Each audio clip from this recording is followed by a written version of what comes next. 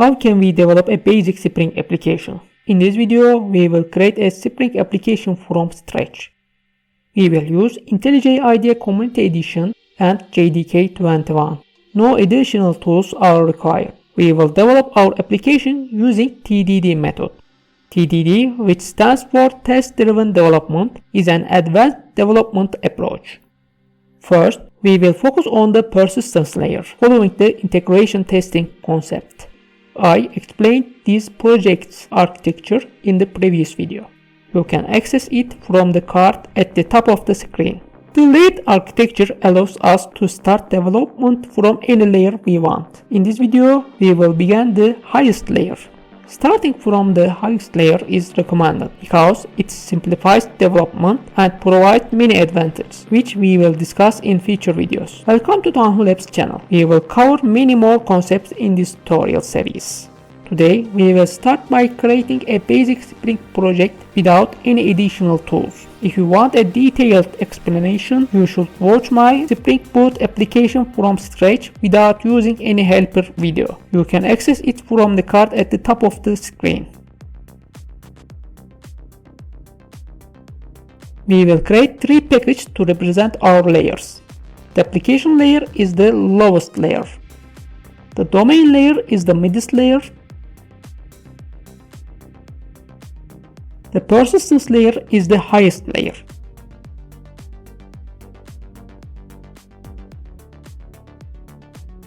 In the persistence layer, we will create a new package data.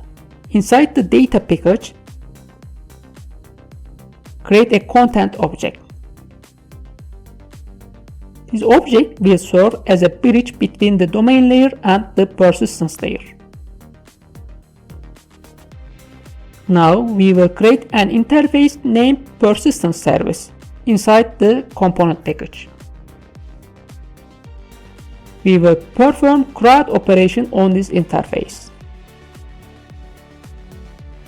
Next, we will create a class named content persistence service in the component package. This class will implement the persistence service interface. These three classes form core of the persistence layer. In the content persistence service class, right click, then select generate. You can also use the alt insert shortcut. Select test, check the box, and click the OK button. This will generate a test class, which we will use to test the persistence layer. In this class, we will evaluate our service ability to perform database operation. Why?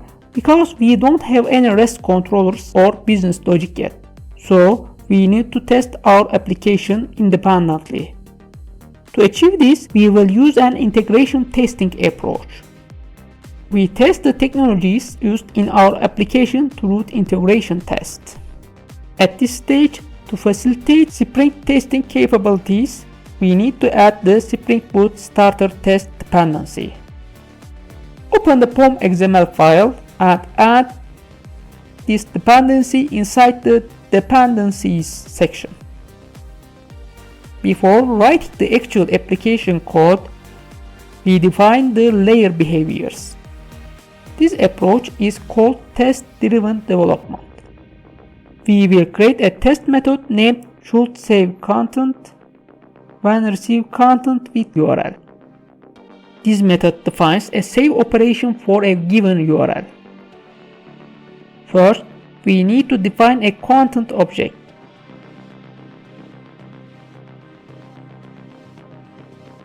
We will go to the content class and define its fields.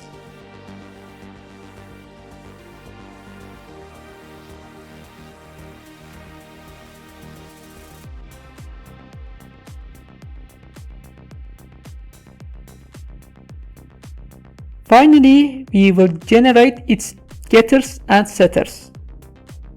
That's all for now in this class. Now let's return to our test class. We need to process the content object in the persistence layer and verify the result.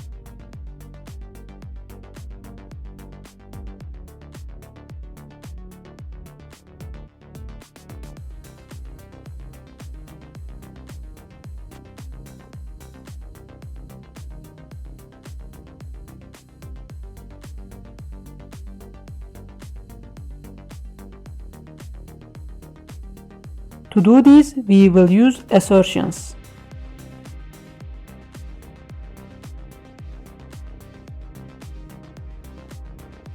First, assert that the returned answer is not null. Then, assert that the answer's ID is not null. Assert that the answer's name is equal to content's name. The answer's username must match the content's username. The answer's URL must be equal to the content's URL. The text must remain unchanged. The creation time must match the content's creation time.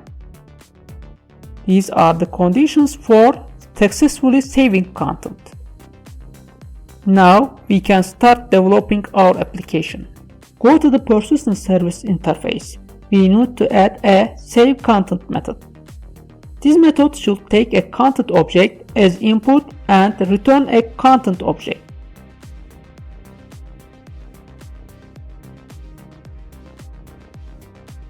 Finally, we must implement this method in the content persistent service class. We can create the save content method like this. Here, we need to create a content entity class. Remember our architecture. Content entities serve as a communication bridge between the persistence layer and the database. Therefore, we need to define a content entity class. To use this class as an entity, we need to add Spring Data JPA support. Go to the POM XML file and add a new dependency inside the dependencies section. Spring Boot Starter Data JPA. Since we will use an H2 database for integration testing, let's add its dependency as well. Press the sync button. Now we are ready. Go to the content entity file, add the entity annotation to mark this class as an entity. Add the table annotation to specify the table name. There are two important types of objects in domain-driven design: value objects and entity objects. Entity objects must have an ID field, so we define an ID field using the UUID type. To mark this field as an ID, add the ID annotation above its declaration. To generate a unique value automatically, add the generated value annotation with the UUID strategy. This ensures that every new entity gets a unique ID. Next, define the other fields and annotate them with column.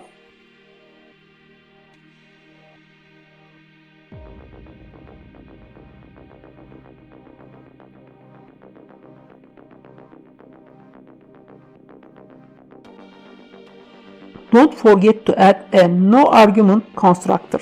GPA requires a no-argument constructor. Also, generate getters and setters for the fields. Now, the content entity class is complete. Go to the content persistent service class to continue development.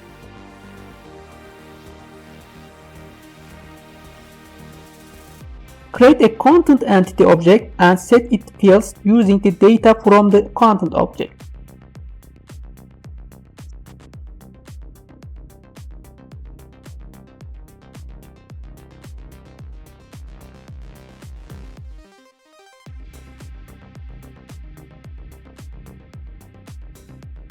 Send this entity to the database. To achieve this, we need to create a JPA repository. In the persistence package, right-click, select New, then Java class, name it Content Repository and select Interface instead of class. This interface must extend JPA repository, specify the entity type and its ID type. Now go to the Content Persistence Service class and add private final content repository, content repository. We utilize Spring context for managing application dependencies. Here we use constructor injection for the content repository. Inside the same content method, call the same method of content repository, passing the content entity object. Set the ID of the content object using the entity's ID. Return the update content object. This completes the save behavior. Now let's go back to the test class and run the test.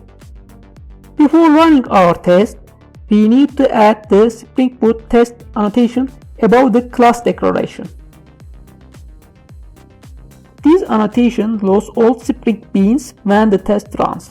We need to create an application YAML file for H2 and GPA configurations under the test resources directory. This is important because when running an integration test, Spring applies the configuration from the application YAML file inside test resources. Add the required configuration settings inside the file.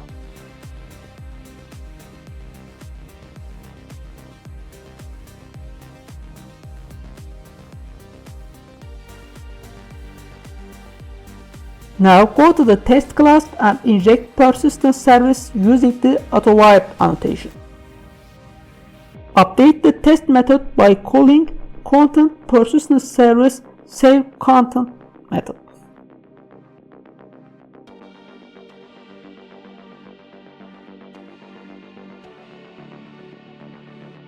Now we are completely ready to run the test. Yes, we run the test successfully. Now I will increase the video speed to avoid wasting time. All the code for the content persistence service layer is available on the Tanhu Labs GitHub account. You can download it from there. If you like this video, subscribe to Tanhu Labs channel and give this video a like. As you can see, we didn't use any external tools like Postman. This is the recommended approach because as developers, our primary goal is to solve our clients' problems, not just to use specific technologies or tools. We must focus on understanding of clients' problem and needs. This is a key point. Only after that we should start developing the application. Our architecture should allow us to start development from any layer we choose. If it does not, we can say that the architecture is poorly designed. Before we finish, I want to highlight some important points about our test implementation. At the end of each test method, all records and operations are cleared from the database. This ensures that each test starts with an empty database. Because of this, we must manually add test records before testing with operation. In the should read content when received URL method, under the before section, I manually insert some test record into the database using content repository. Before doing this, don't forget to inject content repository using auto-wired annotation and add the find by URL method in the content repository class. We will use this method for some database read queries.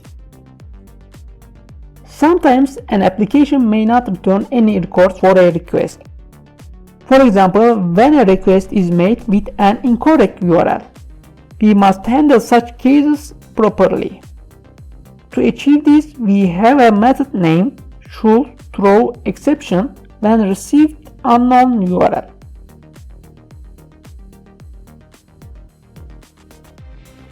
In this case, we expect the service to throw an exception. To assert this, we use the assert throws method like this. We also assert the exception message to verify correctness. In the update behavior, we modify the text field of an existing content record in the database. To do this, we need a record before the test starts. Under the before section, we create a content record and manually insert it into the database using the content repository interface. We verify the update using assertions. Finally, we test the delete operation. At the beginning of the test, we create a record under the before section. Then, we delete the record using persistence service. Since the delete method is void, we cannot directly assert its results. Instead, we verify deletion manually using content repository. This ensures that the record is no longer present in the database. These test cases cover the basics of integration testing. You can write your own tests based on this structure. In the next video, we will start developing the domain layer using unit tests. We will not use mocking. Instead, we will demonstrate how to use fake implementations for unit testing. Don't forget to subscribe to Tanhu Labs channel and hit the like button. See you in the next video. Goodbye.